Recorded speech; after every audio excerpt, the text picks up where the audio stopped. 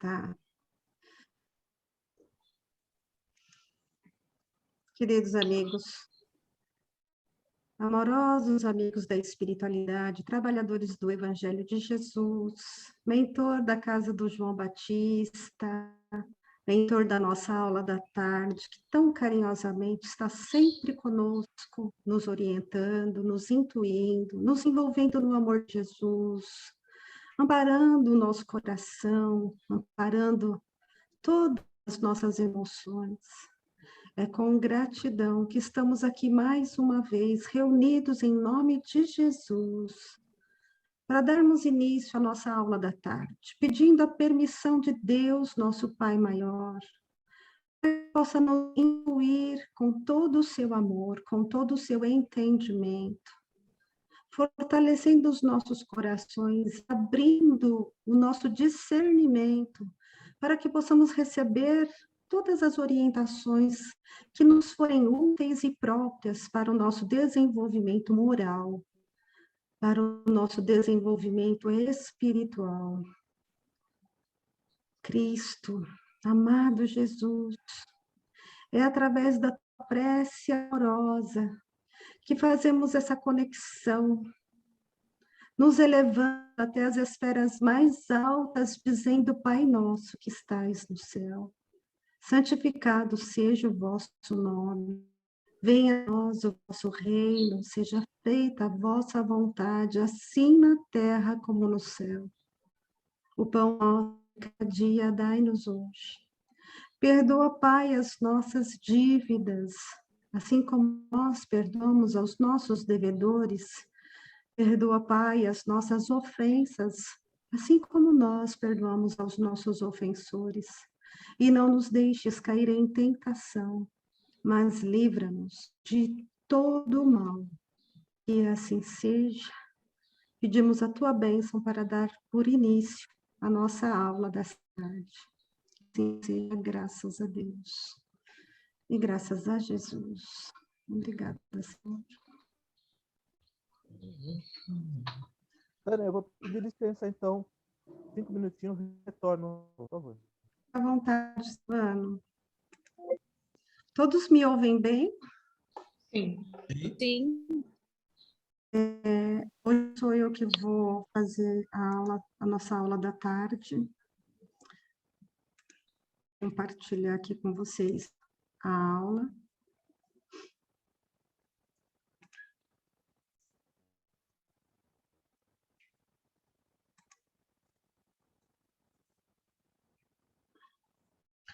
Bom, hoje nós vamos falar do capítulo 3 do Livro dos Espíritos, o item, aliás, do capítulo 9, do Livro dos Espíritos, o item 3, possessos e convulsionários. E hoje nós vamos abordar alguns assuntos para a gente poder compreender bem, para podermos desenvolver as perguntas do Livro dos Espíritos.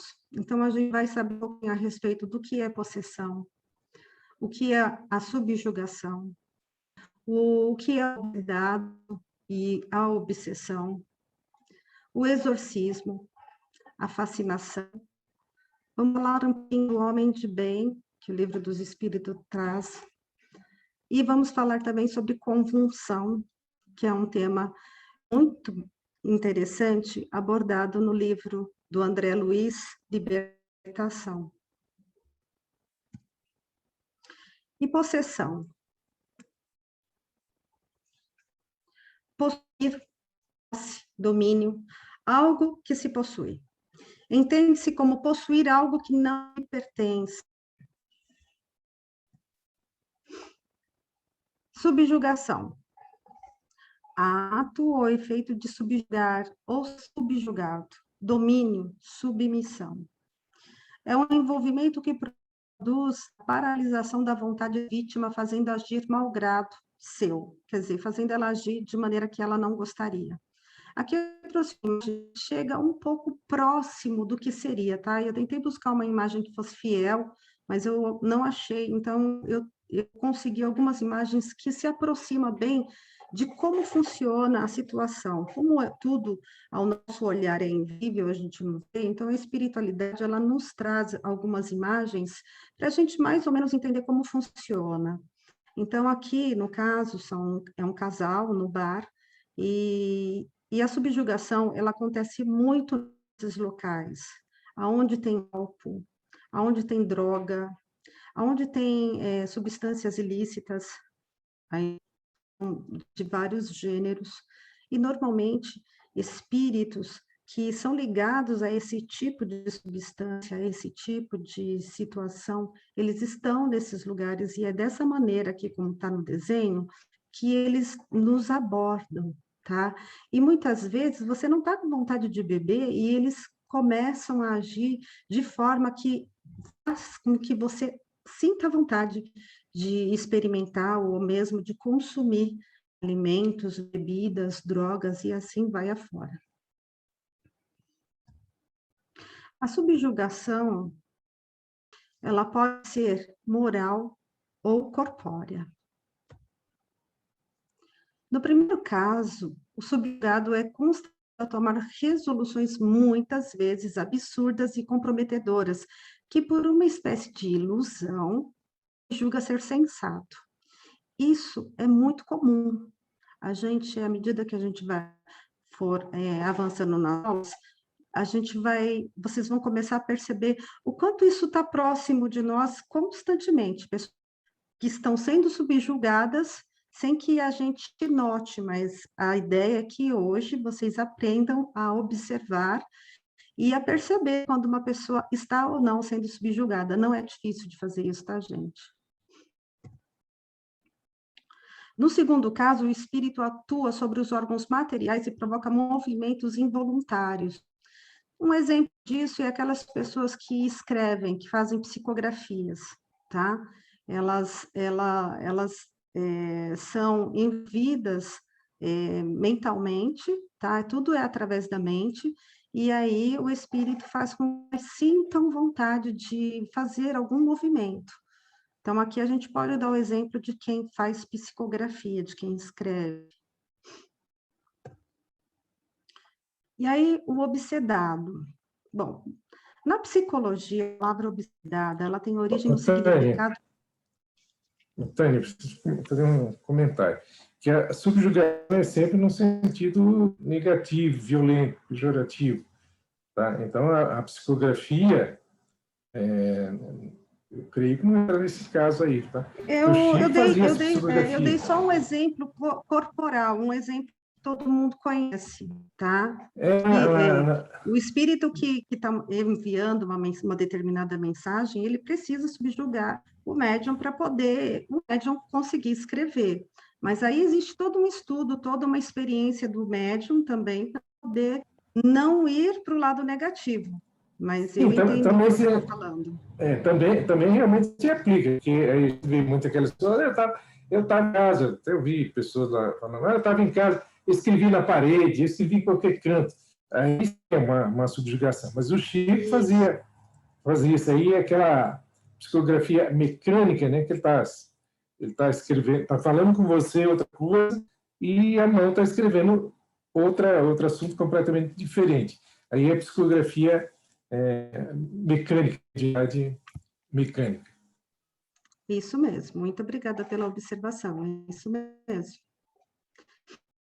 Bom, voltando aqui, na psicologia, a palavra obsedada, ela tem origem no significado de que se dá sobre os pensamentos persecutórios. São pensamentos insistentes que não encontram entrave, que você não consegue parar, e que perseguem quem o está manifestando. Então, são aqueles pensamentos que a gente tem de alguma coisa emocional ou alguma raiva, qualquer coisa, tá, gente? Assim, isso abrange qualquer tipo de situação, não precisa ser uma em específica. Mas aqueles pensamentos que você não consegue parar e que você fica o tempo todo. Um exemplo, assim, que é muito comum, quando você discute com alguém e você não fala o que você, na hora, gostaria de falar para aquela pessoa, e você carrega aquela pessoa no pensamento.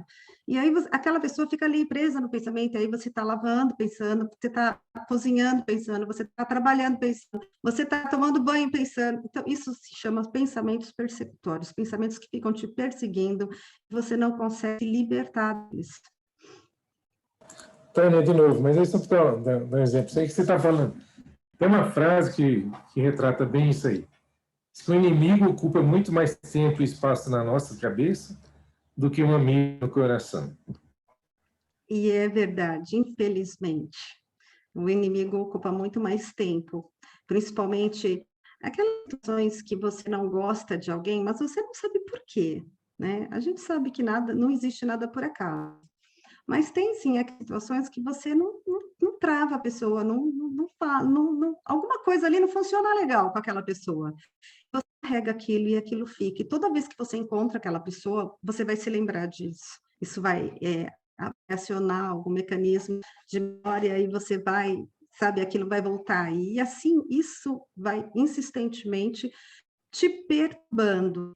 A maior parte das vezes, essa perturbação acaba ocasionando um desequilíbrio emocional. É esse momento que a gente costuma ficar gripado, que a gente costuma ficar com dor de garganta, que nesses momentos que o nosso sistema imunológico ele abaixa, né? Então, a gente precisa estar muito atento a esse tipo de sentimento para que a gente não deixe produzir nenhum tipo de nosso organismo, para que o nosso organismo não se afete. E a gente vai falar da obsessão. E o livro ele traz da seguinte maneira. Bom, a obsessão tem o seguinte significado, ela é um substantivo feminino, que significa um comportamento de importunar ou perseguir alguém de forma insistente. Uma obsessão consiste em uma ideia fixa, persistente, que determina a conduta de uma pessoa, conduzindo a comportamentos que frequentemente são contra a vontade da pessoa obsedada. E as experiências dizem que a obsessão é um dos maiores espolhos da mediunidade e também um dos mais frequentes. Supondo, né, que cada um de nós é médium, então, em algum grau, existe uma obsessão nos envolvendo. Por isso mesmo, não serão demais os esforços que se empreguem para combatê-la. Além dos inconvenientes pessoais que acarreta, é um obstáculo absoluto à bondade e à veracidade das comunicações. Quer dizer, mesmo a pessoa num trabalho mediúnico, ela precisa ter experiência suficiente para não estar se deixando obsediar por espíritos que fazem com que as comunicações sejam frívolas. E o médium, para isso, ele tem que ter uma certa experiência para não se deixar envolver. Ele tem que observar muito bem e ter consciência do trabalho que ele está executando para ele poder realmente atuar nesse trabalho com responsabilidade.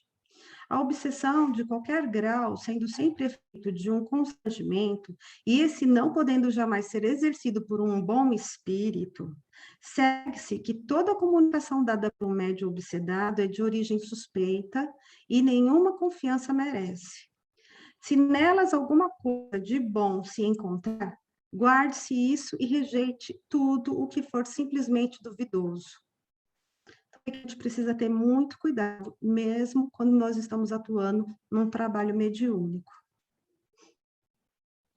Quem quiser fazer alguma coisa, por favor, fique à vontade, tá bom? É só chama que eu dou uma parada. Sim, senhora. Bom, eu trouxe aqui algumas características para a gente poder entender como que é esse processo da obsessão e como que você pode reconhecê-lo, tá? primeira delas é a persistência de um espírito em se comunicar, bom ou mau grado, pela escrita, pela audição, pela tipologia e entre outras situações, opondo-se a que outros espíritos o façam. Então, veja, se você começa a perceber que existe em você uma insistência de algum espírito tentando se comunicar que não seja num trabalho, então você precisa ficar atento. Ilusão que, não obstante a intenção do médium, o impede de reconhecer a falsidade e o ridículo das comunicações que recebe.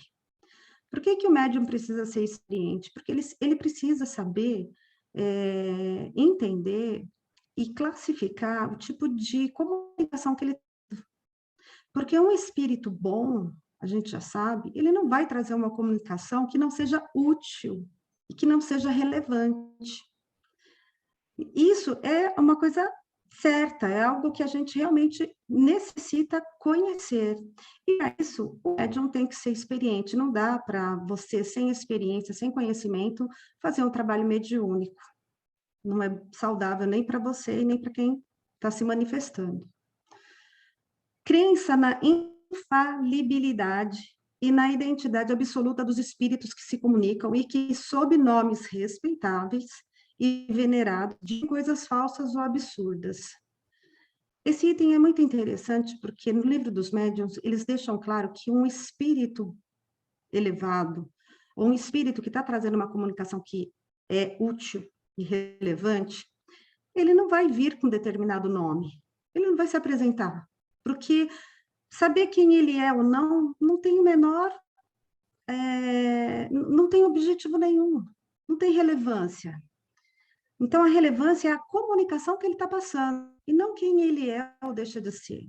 Então, por aí, já dá para perceber, ou ficar atento, que tipo de espírito está vindo. Porque a gente sabe que um espírito que está num trabalho e que está trazendo situações úteis, ele não vai dizer quem ele é, ele não vai dizer, eu sou fulano, eu sou José, eu sou Alfredo, eu sou Maria. Entendem?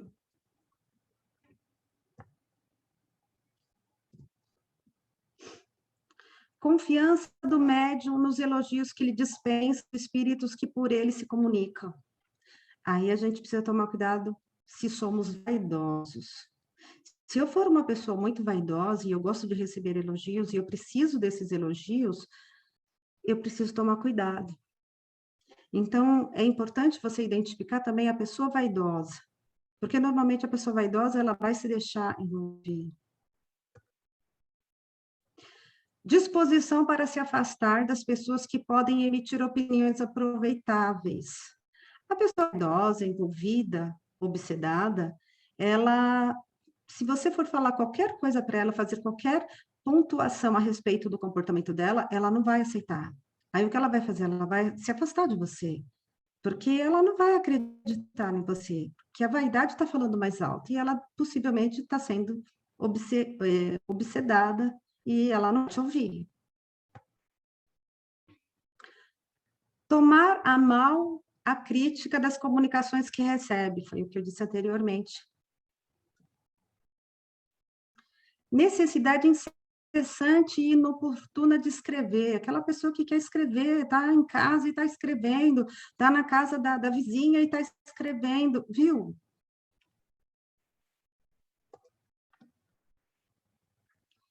Constrangimento físico, qualquer dominando-lhe a vontade, forçando a agir ou falar a seu malgrado. Aquelas pessoas que parecem que incorporam um determinado espírito e não têm controle do seu comportamento, das suas atitudes, né? E acabam fazendo escândalo, se jogam no chão, perde noção de tempo e espaço. Essa pessoa está sendo obsedada, porque um médium pode falar. Vou fazer uma observação. O que a gente está fazendo aqui, estudando, é uma coisa relativamente nova, porque antigamente não se tinha esse estudo, era experiência, cansei de ouvir. Eu nasci num berço espírita, mas estudo nada. Então, esse caso aí que você está falando aí, esse pessoal achava até como uma certa importância, né? Que era um médium que se deixava o espírito dominar. Tinha uns amigos lá, ainda tem lá o Antônio Carlos, o irmão dele falava lá que tinha médios que eram amarrados nas cadeiras porque ele se jogava, ele se debatia, ele gritava, ele esperneava. E era considerado como os bons médios. Tudo por falta de estudo. Pois é, e o estudo, ele deixa claro que, bom, a gente vai ver isso lá na frente, que um bom médium, ele tem controle, ele tem que passar tudo pelo trigo da razão, me fugiu a palavra, crivo da razão, crivo da razão. E ele tem que passar também pelo crivo toda a comunicação que ele recebe. Aí você vai perguntar, mas como que eu faço isso? À medida que você vai trabalhando, que você vai estudando, você vai identificando o que é e o que não é. E aí isso vai vindo naturalmente, vem com a experiência. Por isso que é importante a experiência do médium. Rumores e desordens persistentes ao redor do médium, sendo ele de tudo a causa ou o objeto, né? As coisas começam a dar tudo errado, sabe? Você vai percebendo que tem alguma coisa errada. Então, isso também é uma característica para a gente entender quando nós estamos sendo obsedados ou quando outra pessoa está sendo obsedada. E a gente vai falar do exorcismo. Os termos exorcismo, exconjuração ou esconjuro designam o ritual executado por uma pessoa devidamente autorizada para expulsar espíritos malignos de outra pessoa que está num estado de possessão. Normalmente, isso é uma coisa demoníaca. Pode também designar o ato de expulsar demônios por intermédio de rezas e esconjuros. Eu nunca vi, sim, pessoalmente, uma situação nesse nível, mas a gente conhece muito de filme, né? Eu não consegui uma imagem, assim, que fosse fiel. Eu trouxe essa imagem aí, acho que até uma cena de um filme que, possivelmente, alguns de vocês já devem ter assistido. Eu não posso assistir esse filme, tá? Porque se eu assistir, eu não vou. Eu tenho um pesadelo. O Exorcista, né? Exorcista. E aí, gente, nós vamos falar também da fascinação. O que é a fascinação? Forte atração por alguém ou por algo. Sedução, atração, deslumbramento, encantamento. E eles falam que a fascinação tem consequência muito mais grave. É uma ilusão produzida pela ação direta do espírito sobre o pensamento do médium e que, de certa maneira, lhe paralisa o raciocínio relativamente às comunicações. Eu coloquei aqui para que vocês possam ler o livro dos médiuns, o item 239. Ele fala detalhadamente a respeito disso, e é uma situação que nós, médiuns, principalmente quem trabalha, quem faz o trabalho mediúnico, necessita conhecer, para não se deixar fascinar, porque, como todas as outras características da mediunidade, a fascinação ela é muito sutil. Muitas vezes você está fascinado e não sabe, não percebe. Eu trouxe aqui uma imagem que se aproxima um pouco de como funciona essa influência dos espíritos. A primeira imagem que eu estou trazendo é a imagem de um passe, né, de como funciona o passe. Então, o espírito, que é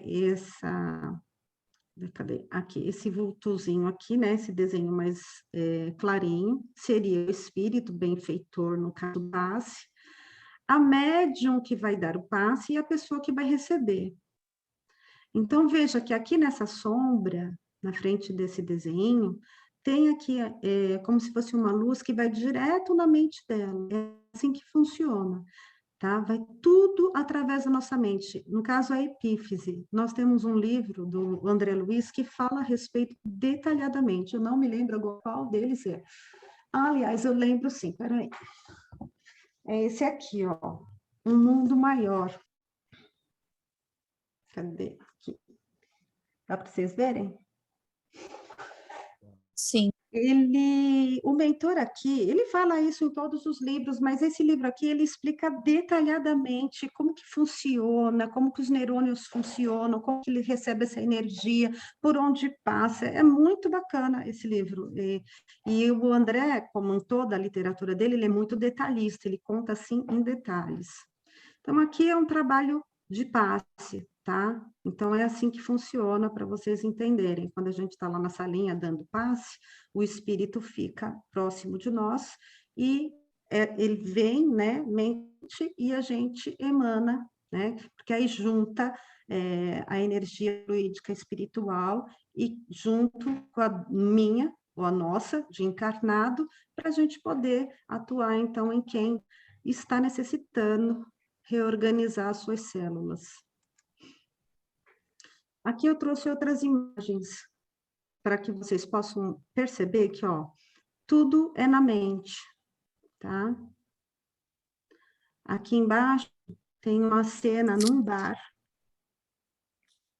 Os espíritos amam bar, tá? Então, você que frequenta bar, eu aconselho que você, que é médium, tome cuidado. E aqui é um trabalho de obsessão, tá? Em que o espírito sai da mente da pessoa, tá bom? Ele não sai do corpo dela, tá? Tânia, Pode falar. que tem a biblioteca aí na cabeça, o André Luiz também fala sobre isso, né? Aquela imagem anterior, que ele chama de vampirização, né? Não sei que livro que é, mas ele detalha bem sobre isso. Se eu não me engano, é no Missionários de Luz. Eu acho que eu tenho uma imagem que vai falar, se eu não passei por ela, acho que não. Tenho uma imagem que está mostrando justamente essa cena aí. Bom, a gente vai agora falar sobre o homem de bem, porque os espíritos trazem essa característica e uma maneira da gente se libertar. Porque a gente se pergunta sempre, né? Mas como que eu vou me libertar? Como vou me livrar disso? Como que eu vou impedir que esse tipo de situação aconteça comigo? E aí é muito interessante, porque quando você pega o Evangelho e você chega lá nesse capítulo 17, que fala a respeito de sedes perfeitos, igual é perfeito vosso Pai. É um capítulo que te deixa um pouco constrangido, porque você fica muito mal depois que você lê esse capítulo, porque você aí percebe que, viu, você está longe daquilo, como que é, né? Então, eu lembro que quando eu fiz o primeiro estudo desse capítulo, nossa, eu fiquei deprimida uma semana inteira. E aí ele traz a definição do homem de bem da seguinte maneira. Ele diz que o verdadeiro homem de bem é o que cumpre a lei de justiça, de amor e de caridade, na sua maior pureza. Se ele interroga a consciência sobre os próprios atos, a si mesmo perguntará se violou essa lei. Se não praticou o mal, se fez todo o bem que podia, se desprezou voluntariamente alguma ocasião de ser útil, a utilidade está em tudo. Se ninguém tem qualquer queixa dele, enfim, fez a outrem tudo o que desejaria que lhe fizesse. E aí deixa a gente um pouco frustrado, não deixa? O que você acha? Eu não tenho som aqui, gente. Estão muito quietinhos. É que é um texto importante, assim, é muita coisa. Primeira coisa que você está... Assim, ó, tive que fechar a câmera porque eu já não estou mais lá na sacada. Eu fui lá pegar os livros. Você estava falando que os páginas... É assim, quando você vê o homem de bem, é muito difícil, principalmente conforme a gente vai amadurecendo, não vou usar envelhecendo, para nós fica mais claro que fazer aquilo que a gente não gostaria que fizessem conosco é justamente um dos pontos a se levar em consideração. E aí a gente vê, quando lê esse capítulo, porque eu fui buscar, tá aqui, eu fui ver, é interessante porque você fala, poxa vida, aconteceu, foi feito tanta coisa, e o princípio básico a gente nunca lembra qual que é, né? Que é o amor, que é a caridade, que é sempre se preocupar conosco, mas também se preocupar com o próximo. É fazer pelo próximo, sempre. E aí a gente vai Principalmente. ficar bem. Você vê que Jesus, né, nessa frase, essa frase para o outro, outra em tudo o que desejaria que ele fizesse, é uma Sim, frase do Cristo, que ele fala, fazer ao outro tudo o que gostaria que você fizesse.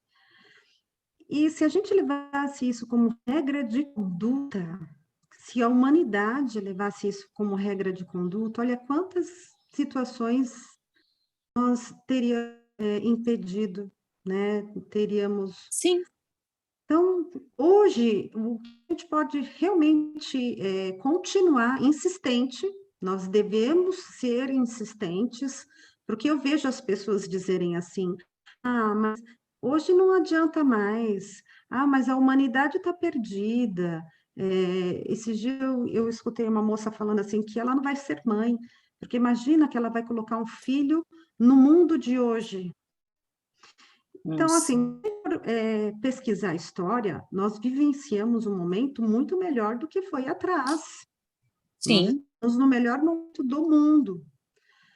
Desistir da humanidade e adotar um cão, um gato, um rato, um pássaro, viu? Jamais. Desistir da não, humanidade, não.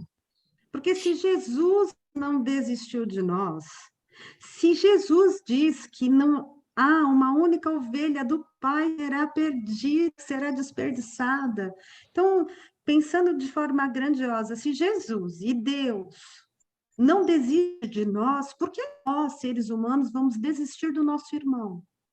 Então, é um princípio que nós que estamos estudando, nós que estamos envolvidos nessa doutrina ou em outras doutrinas que falem de Deus, que falem de Jesus, que falem do amor, que falem de amar ao próximo como a si mesmo, é nosso dever amar as pessoas e levar para as pessoas que nós não devemos, em hipótese nenhuma, desistir da humanidade. Vamos continuar insistindo, porque se Deus não desistiu e Jesus não vai desistir jamais, por que a gente vai fazer isso? Por que nós só vamos por esse caminho? eu acho que a pessoa que desiste da humanidade, que desiste de não ter um filho porque está difícil, porque é difícil, enfim, pelas várias situações. Eu acho que essa pessoa, na verdade, ela acaba desistindo dela mesma. Exatamente. Pode Então, falar, é Ronaldo. isso. Pode É, falar, não, vou quieta. com relação a essa frase, essa passagem aí do homem de bem, é interessante que o texto ele traz algumas coisas para nós, não é só isso. Quando ele fala que o verdadeiro homem de bem é o que cumpre a lei de justiça, amor e caridade, é a sua maior pureza. Quando Kardec explica lá no capítulo, na parte 3 do Livro dos Espíritos sobre as leis morais, os Espíritos vêm trazer para nós todo o conceito teórico do que são essas leis morais para a gente. E ele diz que essa lei de justiça, amor e caridade reúne todas as outras leis, de adoração, sociedade, igualdade, conservação, destruição, e aí vai. E depois desse capítulo, Kardec entra na perfeição moral, ou seja, é um guia prático para a gente, como é que a gente tem que fazer para praticar essa lei moral, entrar, né, dentro dela, né, para que a gente se aprenda, né, a entender, a compreender essa lei e praticá-la. E aí ele vai explicar sobre os vícios e as virtudes, sobre o egoísmo, sobre as paixões. E aí ele entra nessa parte, né, do homem de bem, faz parte da perfeição moral. A perfeição moral, ela é o ideal para todos nós. É aquilo que todos nós queremos alcançar. Somos espíritos imperfeitos, obviamente, não vamos alcançar tudo, também nenhuma encarnação. Se você for ler o Homem de Bem, não só aqui no Livro dos Espíritos, como também tem no Evangelho, você vê que é um roteiro, uma bússola para o cristão seguir. mas estamos um pouco distantes de tudo isso aí. É o nosso, né? É aquilo que a gente está olhando para querer ser, né? Mas a gente ainda não consegue chegar lá, porque a gente ainda é muito imperfeito em muitas coisas que o homem de bem tem e a gente ainda falha. E, por final, vem o Santo Agostinho para fechar esse capítulo da Perfeição Moral, falando de conhece a ti mesmo, conhecimento de si mesmo. É através desse conhecimento de si mesmo que você consegue praticar essa lei, você consegue, pelo menos, se inteirar dela e conseguir dar um passo a mais na sua evolução, através que ele fala, né? Quando eu estava vivo, todas a noite eu deitava, via onde eu errei, quem eu prejudiquei, tentava, sabe? Ele traz tudo isso para a gente, e não é difícil, ele fala assim, ó, todo dia deite, a gente deitava, vê quem você prejudicou, mas ele falava com interrogativas, né? Não é aquela coisa de você rezar, agradecer, pedir, tudo bem, isso é importante, mas ele fala assim, quando você questiona você, você vai querer uma resposta sua. E nessa resposta você vai saber onde você precisa melhorar. É bem interessante isso. O Ronaldo tem toda a Antônio, razão. Pode Antônio, falar. deixa eu só aproveitar, voltando lá no exemplo que você deu da sua amiga, eu também já ouvi muitas pessoas falando isso, não querer ser mãe, não querer ser pai, porque a sociedade está muito violenta, desajustada. Bom, se a sociedade está violenta e desajustada e a gente não quer trazer filhos, não quer trazer mais espíritos novos, porque os espíritos que estão aqui, incluindo a nós, não estamos resolvendo essa situação, né? Então precisamos que venham novos espíritos aí, com novas ideias, para que possa tomar um outro rumo. E para nós espíritas, nas psicografias do Divaldo, do Chico, sempre fala que esse momento de transição é a última oportunidade desses espíritos ainda enraizados na inferioridade moral de reencarnar. Então, realmente está acontecendo isso. Como a pessoa não tem estudo, vai achando que tem que resolver por si mesmo sem dar oportunidade para os outros espíritos reencarnarem. Né? Exatamente. É uma espécie de egoísmo, né? E até aborto, né? Pessoas que não querem ser pai, não querem mãe, aí se engravida por um acidente, segundo eles lá, aborta e fica por isso mesmo. Pelo menos pensa, né? Pois é, nesse nível que a gente percebe o quanto a humanidade ainda está na primitividade, né? Ela ainda está naquela coisa primitiva e, infelizmente, mas não cabe a nós fazer nenhum tipo de julgamento e não cabe a nós abandonar essa humanidade. A gente precisa insistir, assim como Jesus insistiu conosco e insiste conosco, nós também precisamos fazer a mesma coisa. É como quando a pessoa fala, né? Fala, eu estou muito velho para mudar, já não tenho mais idade para isso. Estou muito velho, nasci assim, deixa para a próxima encarnação. Pois é, Valéria, você sabe que, Verônica, você sabe que tem a fala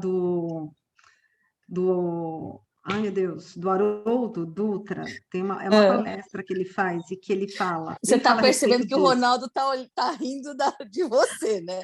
Sim, eu chamei ela de Valéria. É que ele faz isso, né? Então, já viu. Agora virou Valéria e a Mônica. Não, Mônica Valéria. É Mônica Valéria.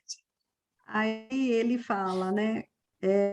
Então, tudo bem, só que você tem que lembrar que o espírito não tem idade. Olha que interessante. Então, o meu corpo até pode ter uma determinada idade, mas o meu espírito não tem. Então, isso eu acho bem legal, isso que você acabou de comentar, é uma situação muito bacana da gente abordar da seguinte maneira: a nossa responsabilidade de estarmos conscientes de que o espírito não tem idade. Então, como o Ronaldo mencionou, vou deixar para a próxima encarnação, eu não posso deixar nada para a próxima encarnação. Eu tenho que fazer nessa. O que eu vou fazer, eu não sei, se vira, você está aí. Até porque outras encarnações nós já temos muitas, milenares. Daqui para trás tem um bando de ancestral meu, de mim mesma. Então, isso funciona para cada um de nós. Então, imagina, supondo que estamos reencarnando do tempo do Cristo para esse momento, são 2000 anos aí reencarnando, e a gente sabe que o planeta tem muito mais tempo do que isso. Então, veja, olha quantas encarnações a gente não tem acumulada. Hoje nós estamos nessa encarnação, nesse movimento doutrinário, nesse movimento estudando. Então, a ideia é realmente tentar abordar e acolher o maior número de pessoas possíveis. Essa é a nossa responsabilidade com essa doutrina.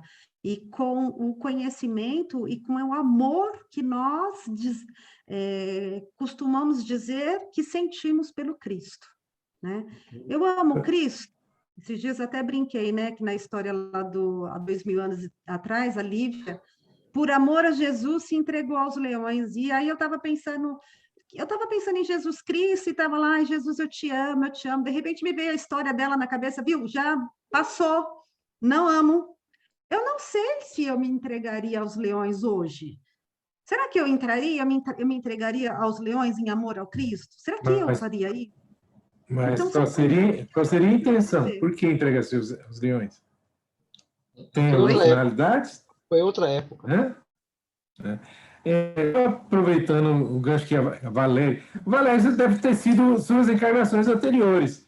Com Valéria, certeza. Verônica, Mônica, o pessoal está resgatando. Mas Pois é. você citou um exemplo aí. Ah, mas eu já tô velho. Tem um poema, não vou lembrar o nome do autor, do poeta que fez, eu sei que é um argentino, que você está deprimido, você está distraído. Se alguém lembrar o nome dele. E onde ele fala, até ele cita, Moisés começou toda aquela missão dele aos 80 anos. Aí ele vai citando um monte de pessoas que começaram a dar uma guinada na sua vida no sentido positivo com a idade já avançada. Então, realmente, a gente tem que entender, nós sabemos que o espírito não tem idade. Só para completar rapidinho, essa questão do nascer, deixar para a próxima, é uma faca de dois gumes, né? Eu acho que é só perca, né? Porque eu falo por mim, né? Se você ver a encarnação nossa hoje, para mim é uma encarnação, todas são, né? Mas essa eu considero abençoada no sentido de que estamos dentro de uma doutrina espírita que dá todos esses conhecimentos, nos faz entender que existe uma vida após a morte, das nossas responsabilidades aqui, dos nossos deveres, das nossas obrigações perante a vida, perante o nosso próximo. Se você for esperar por uma outra próxima encarnação, onde é que você vai nascer? Na Coreia do Sul? No Afeganistão? E aí? Você vai esperar o quê na desses lugares? Etiópia, Pois é, e aí? No Sudão, uma pobreza, uma miséria. Se você não aproveita essa, você não evolui, você vai cada vez mais tendo encarnações, eu acho que cada vez difíceis, né? E Ronaldo, e somos Ronaldo, privilegiados, porque nós estamos no Brasil.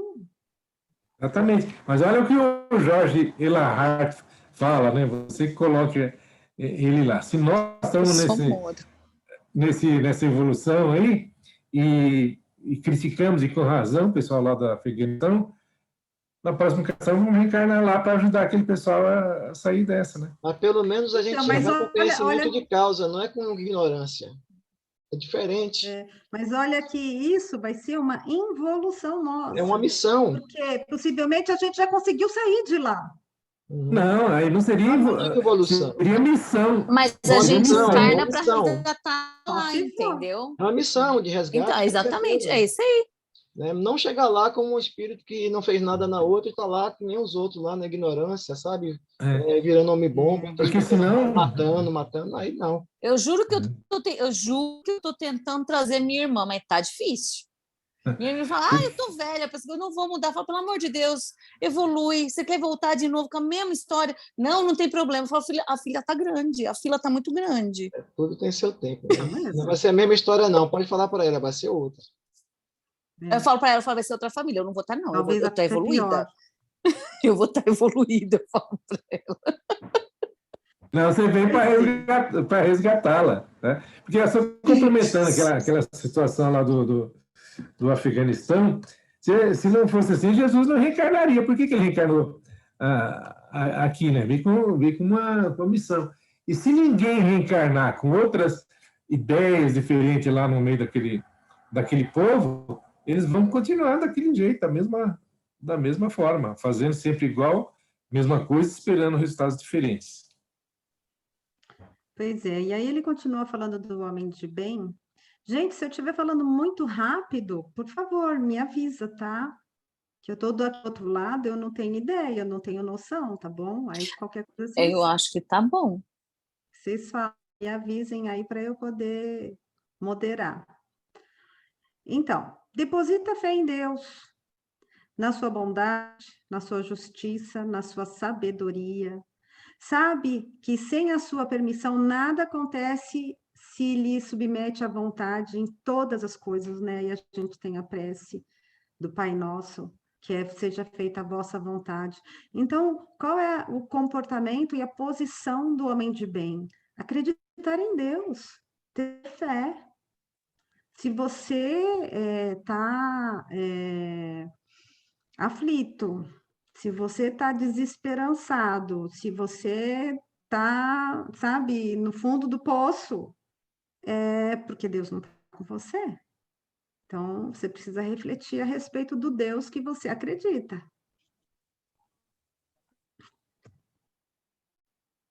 Tem fé no futuro, razão, porque se coloca os bens espirituais acima dos bens temporais. Entende que a gente está aqui de passagem, está aqui colocando em prática, talvez, o que nós tenhamos aprendido na espiritualidade. O Elahat está falando isso nos videozinhos que está no nosso grupo. Então, se lá na espiritualidade a gente já aprendeu isso e a gente está aqui encarnado, tendo a oportunidade de colocar à prova tudo que nós aprendemos lá, olha que oportunidade maravilhosa. Por que eu vou abrir mão dessa oportunidade e deixar para a próxima encarnação se eu nem sei se eu vou ter essa oportunidade de reencarnar por causa da fila enorme, gigantesca que tem lá?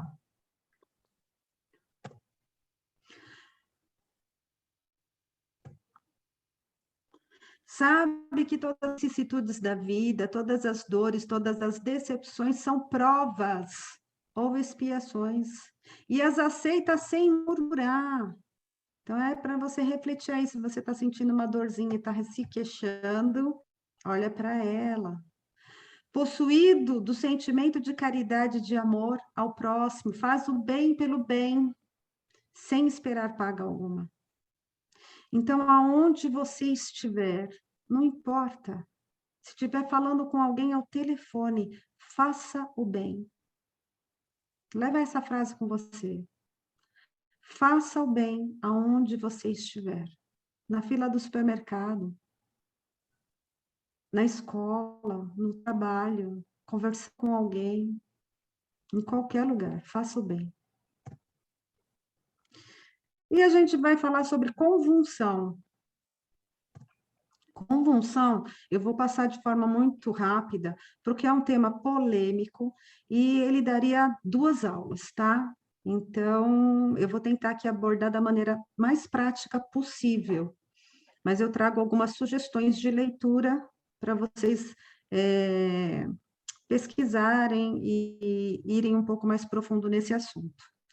Convulsão, grande agitação, alvoroço, bulício.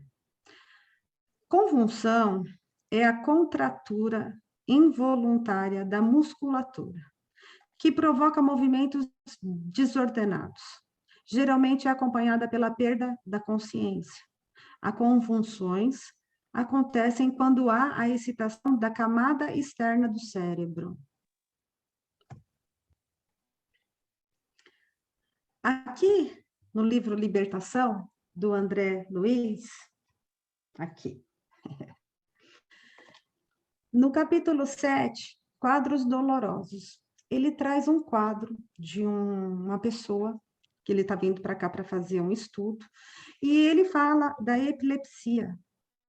E aí ele conta por que uma pessoa epilética, ela tem os sintomas que tem aqui, encarnada, e o que acontece com ela espiritualmente.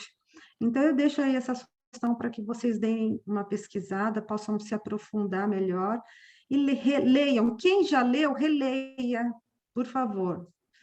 E é bem interessante entender como funciona a influência dos espíritos ao ponto de nos prejudicar fisicamente. E aí a gente começa, né, no Livro dos Espíritos, a pergunta 477. Pode um espírito tomar temporariamente o envoltório corporal de uma pessoa viva? Isso é, introduzir-se num corpo animado e obrar em lugar do outro que se acha encarnado nesse corpo? Essa é uma dúvida que muita gente tem. E é um equívoco também de algumas pessoas sobre esse tema. O que vocês acham? Pode o espírito tomar temporariamente o envoltório de outra pessoa? Isso é uma pergunta. Sim, pode. Eu não vou responder que eu já sei, mas eu deixo a pessoa responder. Não, Não. Não vale você responder. Olha, a Tânia já deu essa resposta em slides anteriores, né? Ele não entra dentro do corpo, ele fica ao lado, né? Então Ele fica sugestiona. pela mente. Só que ele chega a tomar o corpo sim pela mente. Acho que é subjugação, não é? Se eu não me Entrar no engano. corpo, Ela mostrou o vídeo, entrar no a corpo, fotinho. Entrar no corpo, não. consegue, até Mas porque pelo- a gente está ligado por liames fluídicos a esse corpo, né? Na verdade. É. Então, não- Silvana, tem que- o seu áudio está muito baixo. Tem que olhar a Juro? pergunta. Eu achei que era eu, peraí. mas Tem que olhar a pergunta que ele está falando aí, Olha né? lá a resposta deles. Presta atenção à pergunta. Não. Não, aqui ele está perguntando se pode tomar temporariamente. Pode tomar posse total? Não, a gente está falando de possessão. melhorou. Possessão é possuir. Melhorou Então, o meu áudio? espírito pode possuir outro espírito? Melhorou sim, Silvano. Não. Sim, melhorou. O teu áudio melhorou. E aí os espíritos complementam, né? O espírito não entra em um corpo como entra numa casa. Identifica-se com um espírito encarnado, cujos defeitos e qualidades sejam os mesmos que os seus, a fim de agir conjuntamente com ele. Quer dizer, se o espírito que está tentando tomar posse, né, de mim, de mim, e se a gente tiver algum tipo de afinidade, possivelmente ele vai conseguir. Mas não tomar posse do meu corpo, entrar no meu corpo, que isso a gente já viu que é impossível, né?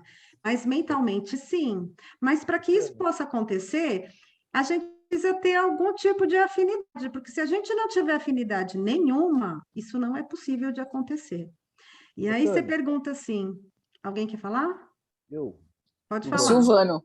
Eu não me lembro, eu não consigo lembrar o nome o título dos livros que vocês falam lá na pergunta, não sei o que, lá no capítulo, não sei o que, eu não lembro. Mas eu li um livro que o espírito está, e foi você, Tânia, que me sugeriu esse livro. O espírito estava tão entrelaçado. É esse aqui, no Libertação. Que se ele largasse o obsidiado não teria mais forças para continuar vivendo. Então, exatamente. Ele foi tão assim, o obsidiado se subjugou, se deixou subjugar de uma tal maneira que ele só vivia praticamente por causa do obsessor. Exatamente. Chegou num ponto que ele precisava do obsessor para continuar vivendo. Isso é comum, tá, gente? Tem uma história que é o filho do Dr. Bezerra de Menezes aconteceu isso. Tem uma história, não lembro onde agora, que conta isso. Dr. Bezerra de Menezes tinha um filho que era muito doente e estava para desencarnar, até que ele percebe que esse filho está sendo obsediado por um espírito e ele vai fazer prece para esse filho e ele vai conversar com esse espírito. E aí o espírito fala para ele que se ele sair daquele corpo, o filho dele vem junto. E aí, em amor, olha que lindo, em amor, tanto ao espírito quanto ao filho, o Dr. Bezerra de Menezes perdoa esse espírito e pede para ele sair, que está tudo bem, que ele, se fosse caso do filho dele realmente desencarnar, que fosse feita a vontade de Deus, mas que esse espírito pudesse se libertar, pudesse seguir a vida dele, pudesse seguir a existência dele, pudesse seguir a evolução dele. e aí o filho do Dr. Bezerra de Menezes desencarna. Não me pergunte aonde isso está, nesse momento eu não lembro. Mas eu já escutei o Haroldo comentar a respeito, falar a respeito. Também já teve uma aula que ele também comentou, fez esse comentário, eu não lembro que aula que foi, mas faz uma aula quando a gente abordou o livro dos médiuns a primeira vez que a gente fez lá na casa. Tem um bate-papo aqui, Ronaldo, também não Macário, lembro. olha para mim o que é, por favor. Pode falar, Macário. Não, eu também não lembro onde está isso. Uhum. Pois é, isso que o nome disso aí, que alguns livros falam, é chamado de simbiose, tá?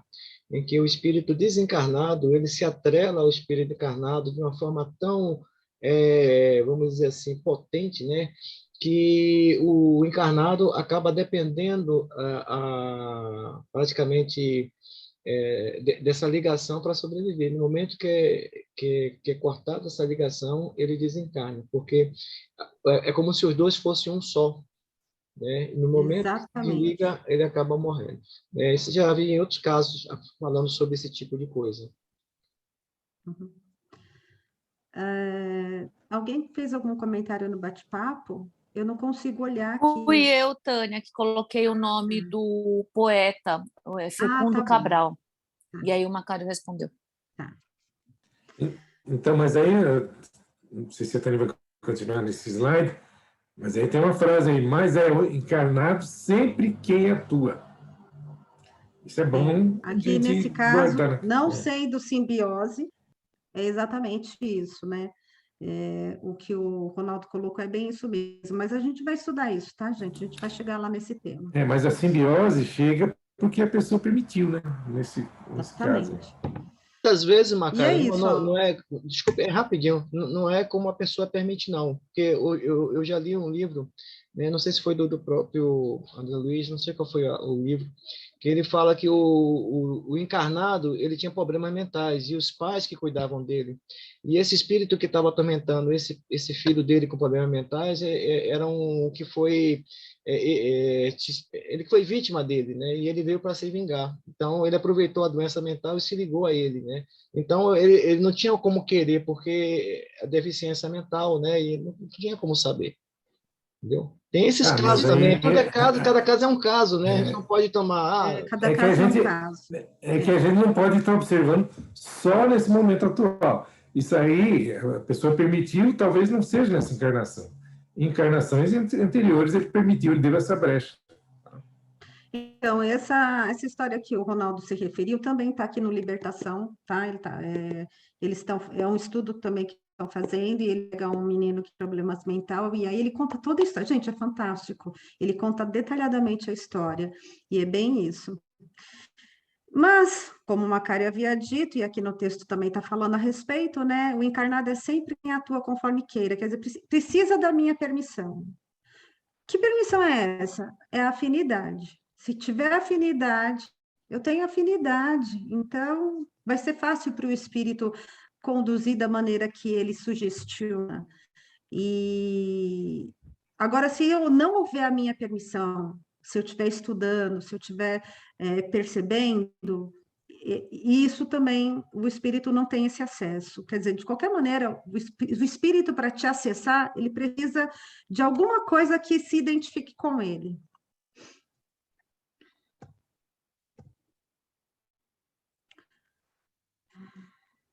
Tem alguém pode ler para mim, por favor, 474? Tem um negócio aqui na frente que está me impedindo de ver a tela. Desde que não há possessão propriamente dita, isto é, coabitação de dois espíritos no mesmo corpo, pode a alma ficar na dependência de outro espírito, de modo a se achar subjugada ou obsidiada ao ponto de a sua vontade vir a achar-se, de certa maneira, paralisada? Sim. E ele fala que sim. Respondeu sim aí? Sim, sem dúvida. E são esses os verdadeiros possessos. Mas é preciso que saibas que se essa dominação não se efetua nunca, aliás, que essa dominação ela não se efetua nunca sem que aquele que a sofre a consinta. Foi o que a gente comentou agora. Se eu não consentir, isso não vai acontecer. Precisa de eu consentir para que isso aconteça, né? Eu preciso ser frágil, eu preciso ser fraca, e aí existem uma porção de fatores que colaboram com esse tipo de situação. Muitos epiléticos ou loucos que mais necessitavam de médico que de exorcismo têm sido tomados por possessos. Então, quer dizer, existem aí muitos, tem a parte física, a doença física, sim, tem. A gente não está falando que a doença física não exista, ela existe. Mas uma boa parte dessa doença, ela é a influência de espíritos.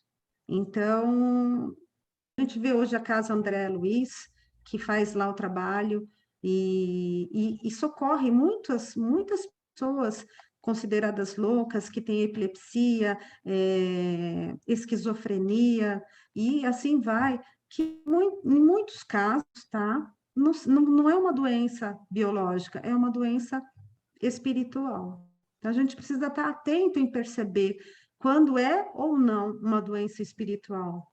Para isso, a gente precisa conhecer, precisa estudar. Bom, o vocábulo possesso, na sua acepção vulgar, supõe a existência de demônio, tá? Isso é, de uma categoria de seres maus por natureza, e a coabitação de um desses seres com a alma de um indivíduo no seu corpo. Visto que, nesse sentido, não há demônios, que dois espíritos não podem habitar simultaneamente o mesmo corpo. Isso tem que estar muito claro, tá, gente? Não há possessos na conformidade da ideia a que esta palavra se acha associada.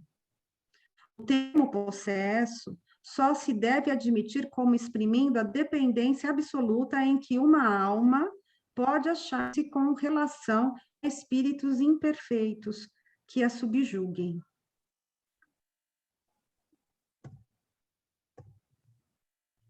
Pode alguém por si mesmo afastar os maus espíritos e libertar-se da dominação deles? Olha, essa pergunta é top, hein? O que vocês acham? Pode ou não?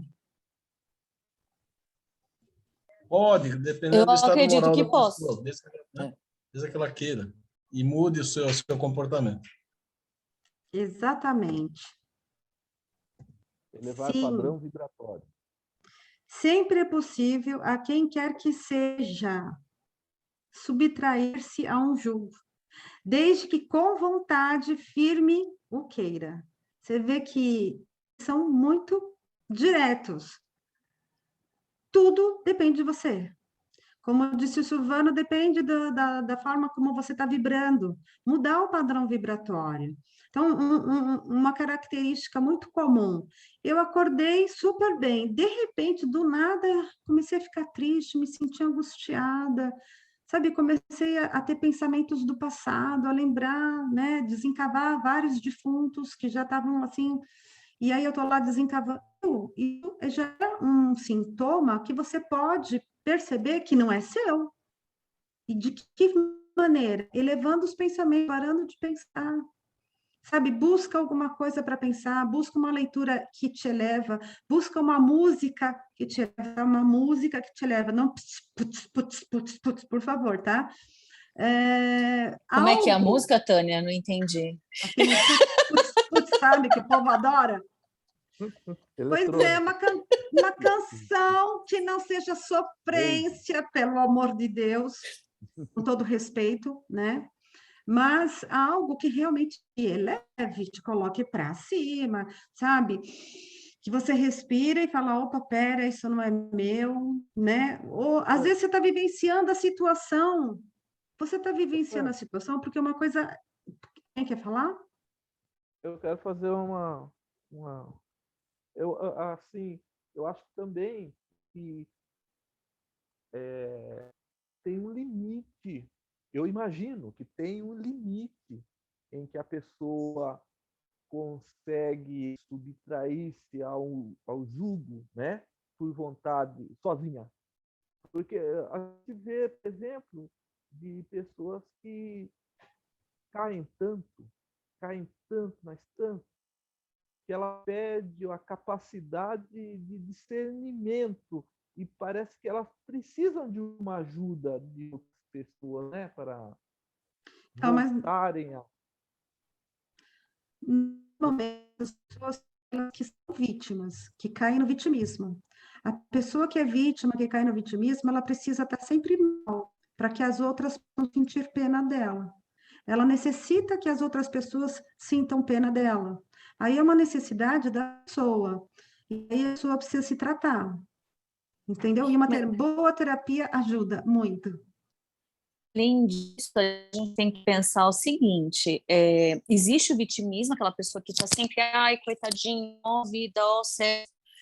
E existe a pessoa que quer melhorar, fala, como é que eu faço para sair dessa, ó vida, ó céus? Não é um comportamento fácil, Não. é uma mudança completa de estrutura, de pensamento, e vai vir alguém e falar, olha, você não era daquele jeito, ela fala, ai, é verdade, eu era assim, não sou mais. Então, não é simplesmente não cair, né? É aceitar e falar, bom, é meu, mas eu não sou mais assim, e mudar, ir embora. Eu acho que é querer, isso. né? Exatamente. E precisa de vontade, né? Tudo à vontade. Sim. Pois é. Observação, Tânia. Silvano, só um instantinho, Macário, deixa eu só Vai. complementar a fala do Silvano. Quando você falou, né, da pessoa que está sempre... A pessoa que entra no vitimismo, ela acaba baixando o nível de vibração dela. E aí a pessoa que é vítima, ela está ligada a quem? A espíritos que também são vítimas. Então, ela acaba não conseguindo sair da situação porque ela entra naquilo. Pode falar, Macário.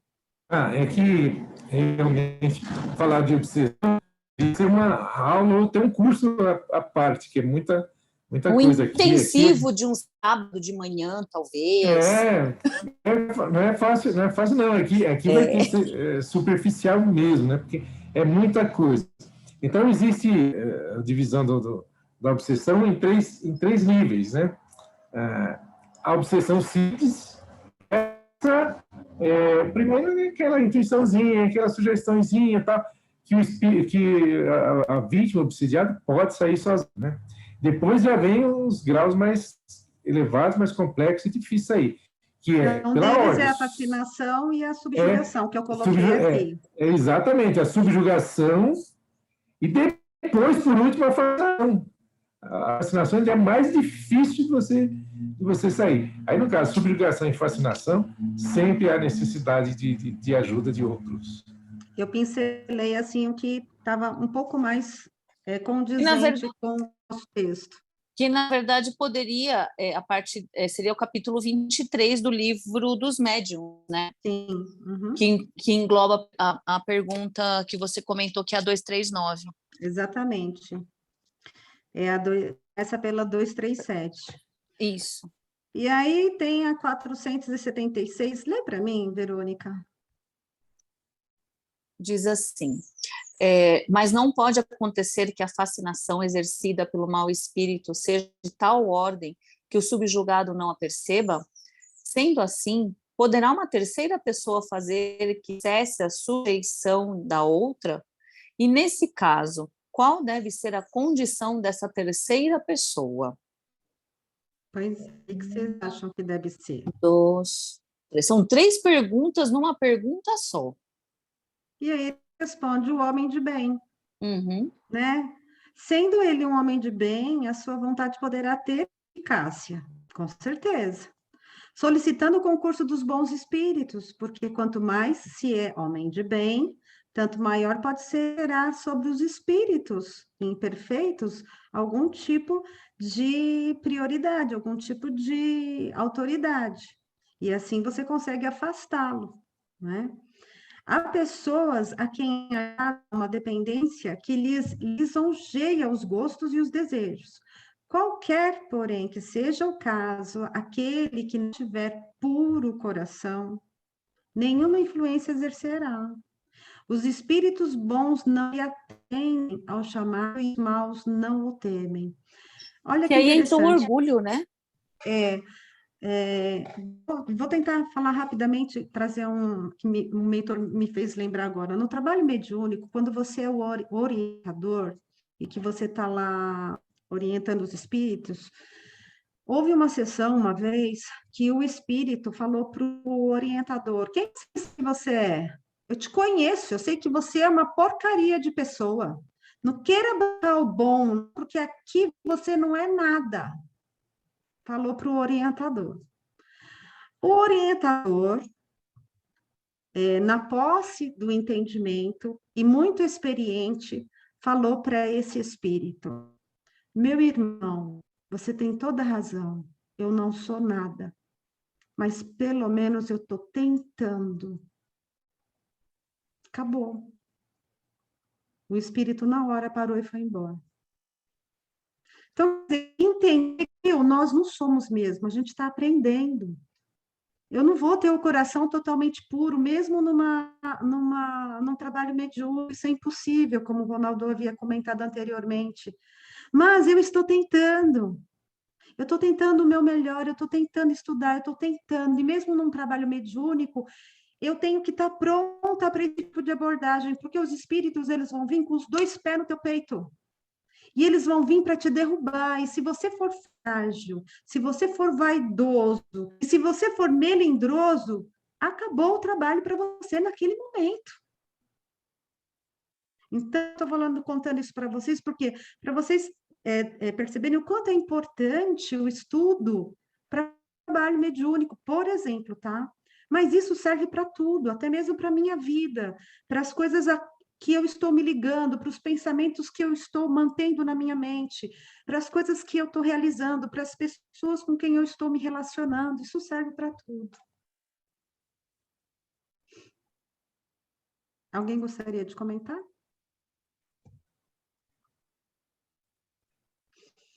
Então, vamos lá.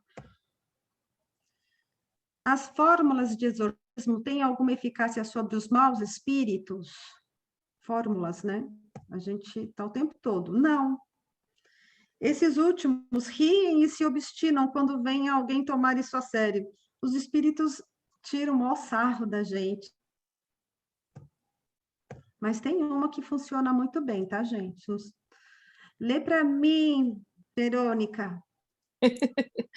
Há É que eu tô pessoas, com ela na telinha, tá, gente? Ela tá do lado do meu rosto, aí eu tô enxergando ela, por isso que eu tô pedindo para ela. há pessoas animadas de boas intenções e que, nada obstante, não deixam de ser obsidiadas. Qual, então, o melhor meio de nos livrarmos dos espíritos obsessores? Pois é, existe um meio. Vamos ver? Cansar-lhes a paciência. Nenhum valor lhes dar às sugestões. Mostrar-lhes que perdem o tempo. E aí, com isso, eles acabam se afastando. Uma coisa que é muito comum de acontecer é quando você se determina a ir à casa espírita. Vou começar a estudar, vou frequentar as aulas de terça-feira à tarde. Meu filho vai com febre. Na semana seguinte, eu vou lá, vou participar da aula, aí o pneu do carro fura, na hora que eu estava saindo. Ou então eu estou no meio do caminho e aí acontece um acidente e alguém bate no meu carro. E assim, são milhões de coisas que vão acontecer quando você resolver tomar uma atitude e querer se melhorar. Vão acontecer várias situações para te impedir. Qual é a melhor forma de você se livrar disso? Insistindo, não abandonando, insistindo, entendendo que isso tudo são espíritos que estão acostumados com você no velho padrão. Viu? Você é o homem velho, eles estão acostumados com você daquele jeito. Aí você fala que você vai mudar, como assim? Não, não muda não, mantenha aí o que você é. Aí o que eles Tá bom fazem? desse Eles vão jeito. criar, exatamente, eles vão criar um monte de barreiras, um monte de empecilhos, eles vão, inclusive, te adoecer. E aí você vai falar assim, nossa, bastou eu pensar em ir para o centro de Ibirapó, já estou doente. E mesmo assim, quando você vai, eles te esperam na saída. Exatamente. Se você não mudar os seus padrões, como a Verônica havia comentado, viu? Eles vão te catar lá fora. Tem até uma historinha, um videozinho do Paulo lá da Luz que fala sobre isso. Você Bom, sabe que eu acessei esse link, né? Na verdade, esse vídeo coloquei no YouTube, o pessoal que você colocou, né? Apareceu tanto vídeo que eu falei, Senhor Jesus, qual que será que é o vídeo? Eu preciso assistir todos. Não, eu assisti todos. Olha, eu amo, tá? Eu sou suspeita, porque eu acho, assim, estão perfeitos no trabalho que eles estão fazendo, é bem aquilo mesmo. Trazendo a doutrina espírita, viu? Sem mistificação, sem aquela coisa horrível, ó céu, ó, viu? Alegre, descontraída. É esse Jesus, né? Não aquela coisa pesada. Bom, continuando. A prece é o meio eficaz para a cura da obsessão? E eles falam que sim. Prece é, em tudo, um poderoso auxílio, mas não basta que alguém murmure algumas palavras para que obtenha o que deseja. Deus assiste os que obram, quer dizer, os que estão ali atuando. Não os que se limitam a pedir. É, pois, indispensável que o obsidiado faça por sua parte, quer dizer, eu preciso fazer a minha parte, não adianta só pedir.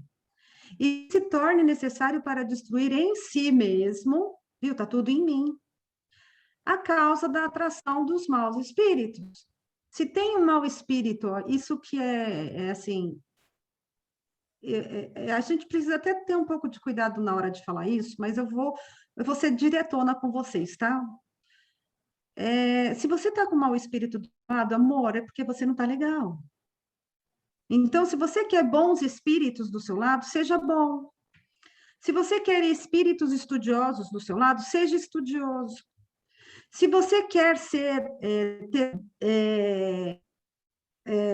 você quiser ter alguma coisa melhor na sua vida, seja melhor. Então, quer dizer, depende de você, do seu comportamento, da sua conduta. Você vê que eles são muito diretos nisso. E aí você pode ir no livro dos médiuns, da obsessão, que é o capítulo 23, a partir do item 237. Leia, estude. Ronaldo, é para mim. Vou abrir aqui. Com a 680, o que você deve pensar da expulsão dos demônios mencionada no Evangelho? Essa pergunta é legal, porque está no Evangelho, né? E ele fala que depende muito da nossa interpretação. Então, quer dizer, para eu poder fazer uma boa interpretação, eu preciso estudar, gente. Não dá para não estudar. Não dá para eu chegar simplesmente no Evangelho, abrir aleatoriamente e ler lá um capítulo.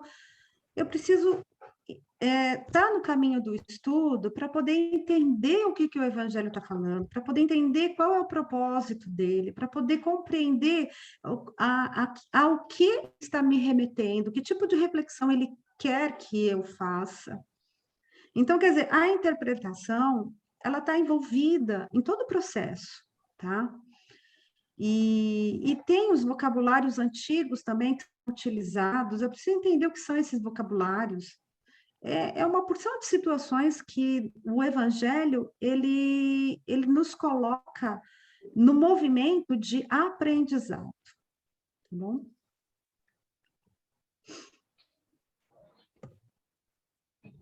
E aí a gente vai agora para os convulsionários.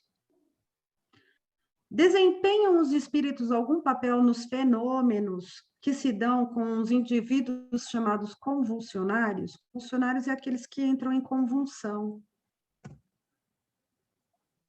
E ele fala que sim. E muito importante, bem como o magnetismo, que é a fonte primária de tais fenômenos. O charlatanismo, porém, os tem a miúde explorado e exagerado, de sorte a lançá-los ao ridículo. A gente vê muita gente que, infelizmente, se utiliza disso até para ganhar dinheiro, né? Mas não nos cabe fazer qualquer julgamento a respeito. De que natureza são, em geral, os espíritos que concorrem para a produção dessa espécie de fenômenos? Bom, ele vai dizer aí que são espíritos pouco elevados, né? São espíritos, os espíritos superiores, eles não se dispõem a esse tipo de papel. Então, como que eu vou medir tudo isso? Entendendo que os espíritos bons, eles não vão fazer isso, eles não vão estar ali, eles não vão trazer mensagem, eles não vão, porque não cabe a eles fazerem isso. E se isso acontecer, vai ser em extrema necessidade e se realmente houver utilidade, como a gente já havia comentado no início. Precisa ser útil. Se não for útil, o espírito bom não vai fazer. Se está fazendo, a gente precisa estar atento e desconfiar.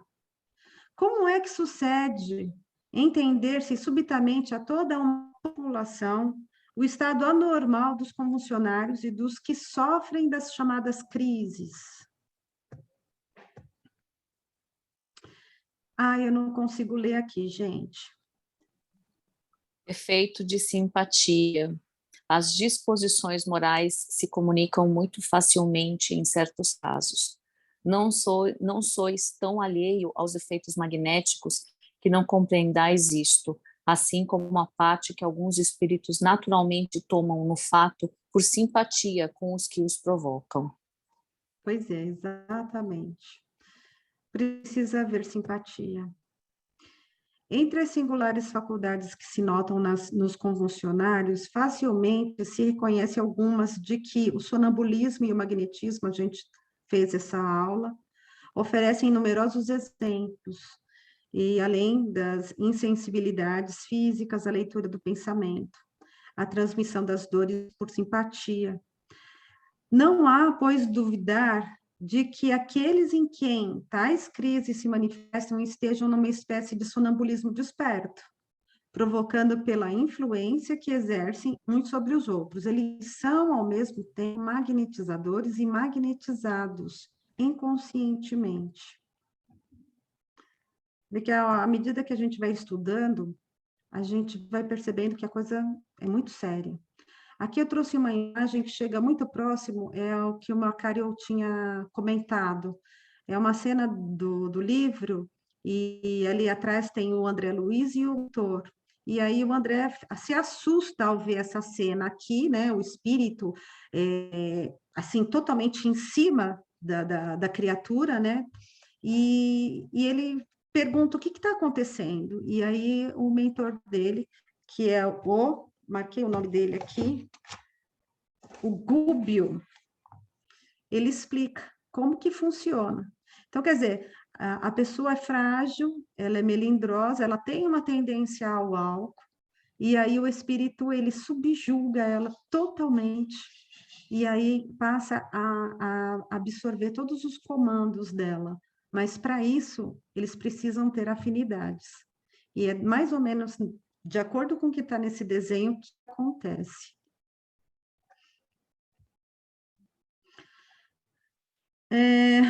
Lê para mim, Verônica. Desculpa, estava mutado. Eu estava lendo e estava mutado. Qual a causa da insensibilidade física que se observa em alguns funcionários, assim como em outros indivíduos submetidos às mais atrozes torturas? E aí ele fala, né, em alguns é exclusivamente efeito do magnetismo que atua sobre o sistema nervoso, do mesmo modo que certas substâncias, né, fazem conosco. Em outros, a exaltação do pensamento. Olha como o pensamento está sempre envolvido nisso tudo. O pensamento é tudo, gente. E disser-se-ia que nestes a vida se retirou do corpo. É como se a vida dele tivesse sendo retirada mesmo, e ele passa a dominar aquela criatura como se ele estivesse tomando posse de todo o corpo físico daquela pessoa. Não sabeis que quando o espírito está vivamente preocupado com uma coisa, o corpo nada sente? Aí ele traz o exemplo, quando a gente está preocupado muito com alguma coisa, que quer fazer, que quer conquistar, e a gente está sempre preocupado com alguma coisa, nosso corpo não sente. Não sei se vocês percebem isso. A exaltação fanática e o entusiasmo têm proporcionado, em casos de suplícios múltiplos, exemplos de uma calma e de um sangue frio que não seriam capazes de triunfar de uma dor aguda, se não admitindo-se que a sensibilidade se acha neutralizada como por efeito de um anestésico. A gente sabe que quando você está, assim, agitado e com a sua adrenalina 1000 por hora, se acontecer qualquer coisa com você, você não vai sentir.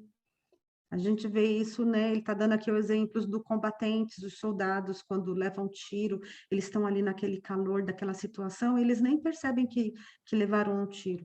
Mas, assim, normalmente, quando você está calmo, se der um arranhãozinho, aquilo dói, né? Parece pior que um tiro. E aqui, eu já passei do meu horário, algumas informações que eu trago para vocês, que eu vou postar para vocês o vídeo. E leiam, se vocês não fizeram a leitura do Livro dos Espíritos, desse capítulo, e o capítulo do Livro dos Médiuns, quem tem o livro, eu imagino que todos tenham um livro, que a maioria até teve aula da mediúnica, então se atentem a esse capítulo, refaçam a leitura, procurem estudar, porque às vezes você fala assim, mas eu já li. Tudo bem, você já leu, lê de novo, não custa nada. Até porque toda vez que você lê, você tem um entendimento diferente. Ou alguma coisa, algum parágrafo, algum trecho te chama a atenção de uma forma diferente que quando você estava estudando não te chamou a atenção, né? Muitos de nós somos melindrosos. Então, é um momento para a gente rever o nosso melindre. Será que eu ainda sou melindrosa? Será que eu ainda me incomodo com determinadas pessoas? Será que eu me ofendo com elas? Como é o meu comportamento diante das situações que vivencio? É um comportamento saudável que eu julgo ter controle? Eu consigo não me magoar? Ou eu sou uma pessoa magoável? Qualquer coisa me ofende? Isso é um processo que a gente precisa ter muito bem definido e saber distinguir em nós esse tipo de característica e esse tipo de atitude para que a gente possa exercer um bom trabalho mediúnico, um bom trabalho no passe, realmente servir como trabalhador, não da casa espírita, mas de Jesus. Aqui, como missionários de Jesus. A gente está aqui como trabalhador do Cristo. A gente está aqui para atuar no Evangelho como trabalhador e não como espectadores. Eu tenho que atuar dentro do que eu estou aprendendo. Eu tenho que ser uma militante na doutrina que eu estou abraçando. Eu preciso realmente entender o meu amor pelo Cristo, para poder realmente corresponder e fazer jus à oportunidade de estar aqui encarnada. Então, eu convido vocês para fazerem a leitura, agradeço pela atenção que todos me deram, espero que a aula tenha sido proveitosa para todos, e muito obrigada pela oportunidade de estar aqui, porque eu estou aqui falando, mas eu estou falando para mim também, porque o meu ouvido mais próximo é o meu, e toda essa intuição e toda essa fala que eu fiz, ela serve para mim, porque eu estou aqui trabalhando, então é para que eu possa me ver, é para que eu possa olhar para o meu comportamento e possa perceber se realmente eu estou contribuindo no bem, se eu realmente estou fazendo o bem, estou conseguindo fazer o bem. E é isso aí, gente. Muito obrigada. Com certeza, Tânia. Muito bem, parabéns. Só peço desculpa, minha internet deu uma falhada aqui, eu tive que ir dar uma saída, tá? Mas foi muito legal. Deixa eu interromper aqui. Eu vou mandar para vocês, tá bom? E aí, quem tiver interesse, o Ronaldo gravou. E aí dá para assistir, quem não teve a oportunidade de assistir, que possa assistir mais tarde, ou então repassar, gente. Vamos divulgar as nossas aulas no Facebook, no Instagram.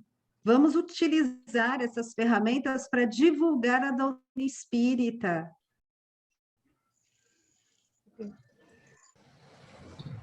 O ano que vem, a ideia é a gente retornar presencial, gente. Creio que não terá mais motivo para estar nessa situação. Podemos até, essa questão de estudo, nós já falamos sobre isso, de ter os dois, né, paralelo. Aula presencial, a nossa amiga Roseli está lá no Rio de Janeiro, né? Mas ela pode vir aqui ser presencial também, será um prazer enorme. Tá bom. Tânia. Ai, que coisa boa, ninguém quer ir embora hoje, que bom. Pois é. Tânia. Todo mundo quietinho, a aula foi tão profunda assim. Oi. Podia ter continuado. Não, vou falar rapidamente, pessoal. Semana que vem a aula é minha. Vamos falar sobre os Prova. pactos dos poder oculto, do talismãs, feiticeiros e bênçãos, tá? É Essa o coisa quê, mística. Ronaldo? Existe no universo. Que pergunta que é? Pactos Ronaldo. poder ocultos, né? Está picotando muito. Tá mesmo. Qual que é a pergunta ou o tema? Espera aí que eu já passo para você, poder oculto, pacto, talismãs, É só para mim, né, Ronaldo? Só para mim que você vai passar. eu vou né? mandar, eu sempre mando o roteiro, né? Vocês podem ir lá no Livro dos Espíritos, na parte 2, no capítulo 9. Questão de 449 a 556. 449. 556. Tá bom, gente? Tô saindo. Peraí. Boa semana para vocês. Vocês Tchau, também, próximo. Cário. Boa Vamos semana. pensar Boa dia 24 semana. o nosso encontro. Boa semana para vocês, tá bom? Muita paz com Jesus. Tá, boa Vocês semana. também. Tchau. Tchau, gente. Depois eu passo para vocês direitinho. Tá errado aqui. Tá bom. Sim, senhor.